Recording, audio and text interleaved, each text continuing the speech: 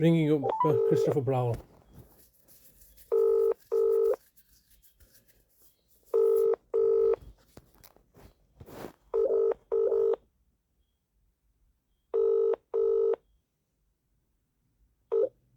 This is the Vodafone voicemail service for 07769247196.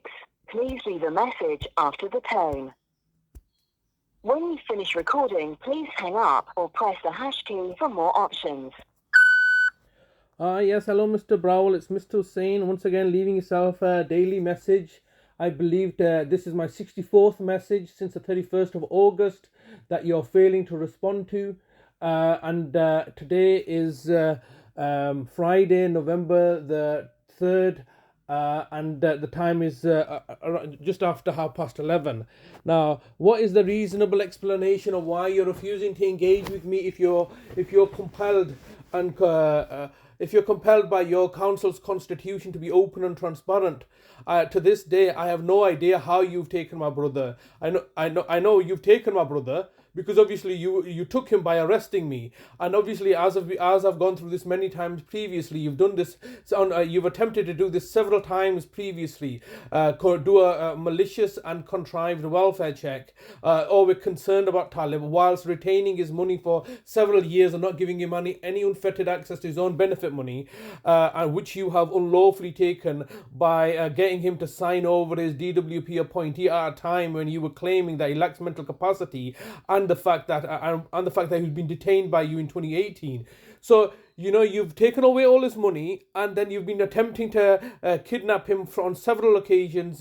I think obviously the main one was when you booted me out of the city and took over the care home of my mother, and then hoping that Talib would still be here, not realizing that Talib had been taken with me to my sister in Oldham. And it just reminds me that was in 2021, in a year earlier, on the same month of February 2019, when I was arrested in my mother's case, claiming when the council were claiming that my mother's been kidnapped. Now all of a sudden my brother did have mental capacity, as you're fully aware, and we've discussed this previously, when Vicina Brown came to my sister's house and did a capacity assessment and determined that he has capacity to stay with his sister. Now all of a sudden, when it suits your purpose, you've come down, you've kidnapped my brother. The issue of his mental capacity is still being raging on for several years now, and you are now commissioning the services of the courts and the housing association to forcibly take my brother into your care. There'll be consequences for this. What are you think is going to happen? And now all of a sudden, as I anticipated all the way back in October 2018, when my brother was in your care and custody, and a voice message left to my mother's then social worker, Annie Bates, and that, look, I said, hey, the jig is up. The only way you're getting away with this is that because you're buying off judges. All right, and this is the central issue here, which everybody seems to be ignoring. I mean, this goes to the foundational principle of Western liberal society, the independence of the judiciary. By buying off and purchasing the services of the judiciary, you're undermining your own constitutional understanding or constitutional standing of how the system works. You only been able to achieve this because the judges are on board, and now I'm fully finding out that every application I make, or every application I made throughout the 2.5 years that my mother's was in the court of protection, when your original application was being pursued, none of those applications were being heard and disregarded, quite clearly going against the rules of natural justice, because none of my applications were being processed. And now all of a sudden I find the same thing happening again. The housing association, as you're fully aware, have no interest in pursuing this claim. The only reason that they're pursuing this claim is on you, the council's behalf, as your proxy agents. And because the claim was failing or falling apart, you've then instructed my brother to be kidnapped through the police. Involvement of the police now is being excuse me, It's been 87 days that we have no idea as Talib's family where he is. You're looking to endanger his life. I've explained to you that all I'm looking to do is find out how his health and well-being. You're deliberately using the police force but through the abusive process in order to ensure that you're psychologically torturing me. And we've had this conversation before as well, haven't we, Mr. Browell? You removed all the money. You removed all the support services. You sabotaged his GP relationship through myself. You go behind my back, like Vicina Brown was contacting Greenbank Medical Practice in Oldham, my brother's GP, and telling them, oh, do you know this about Shazad? Do you know that? Do you know we've got a long history? I've then been in a position to get hold of a copy of that, and I wanted to speak to Vicina Brown. And then coincidentally, oh, she's no longer available. It doesn't change the fact that you, the local authority, have been sabotaging his GP services for a long time. I am just reminding myself that initially the GP services was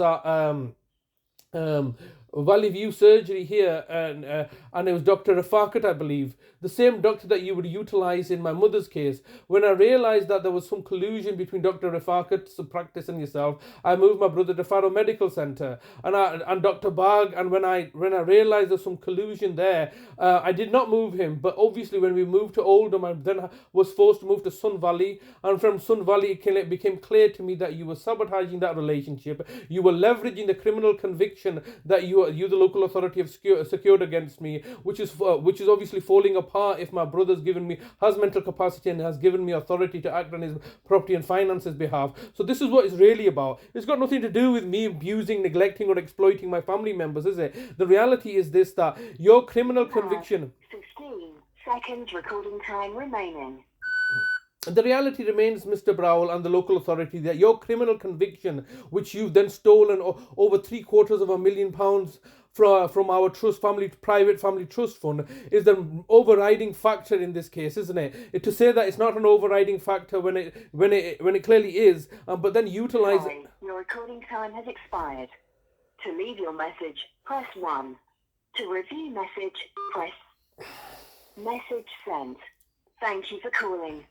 Yeah, so the criminal conviction that they secured in 2016 by buying off the judges then, Judge Mark Saville, is the overriding factor here, because as a consequence of that unlawful criminal conviction and it being eventually overturned, which would mean the fact that they would have to give us back at least £750,000 that they've stolen, that they're now becoming so desperate that they're looking to buy off more and more judges and have then subsequently kidnapped my brother, because they need to ensure that he's not in my care, and they're looking to further antagonize me. Now, why would the local authority not explain to me under what legal framework they've taken my brother or what kind of condition he's in? When they needed to speak to me, I always made myself available, because I know the fact that if I don't make myself available, they'll come down with the police saying we're doing a so-called welfare check and kidnap my brother, as they have done so. So I've always had an open relationship with these people, but conversely, they don't believe that they are obliged to me as my brother's nearest relative, next of kin, family member. We don't need to talk to you.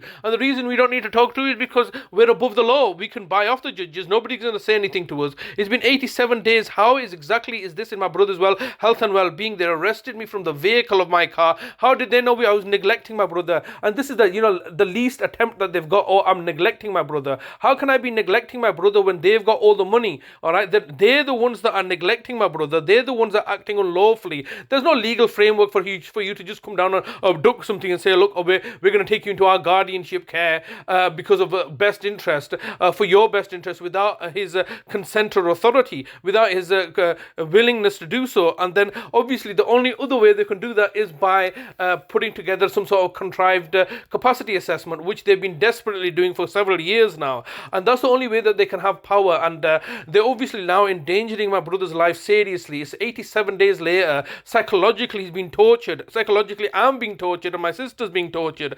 And the reason that we're being psychologically tortured is because of no doubt a racist, Islamophobic, xenophobic agenda pursued by the local authority, who cannot come forward and say such things. And especially when I'm looking to hold them to account for their systemic failures in the past, not being able to provide appropriate services for my brother, not being able to manage his finances, the money that they've been giving him, and looking to expose their corruption. And as a consequence now, nobody wants to talk to me. Why do they not want to talk to me. You know, they've instructed the police to arrest me for neglect. Neglecting whom? Neglecting but how I was the one that's being neglected. I am the one that's financially supporting him when you're accumulating over 120,000 pounds of his benefit money and not giving him unfettered access to it, not giving us a clarity of understanding of how you got that money, and then buying off the judges and the judiciary in order to achieve your objectives. It's simply sickening and disgusting that I'm having to deal with these people like this, and they're clearly endangering my brother's life, and my brother's going to die soon, I believe. I'm living fear of my life and my brother's life.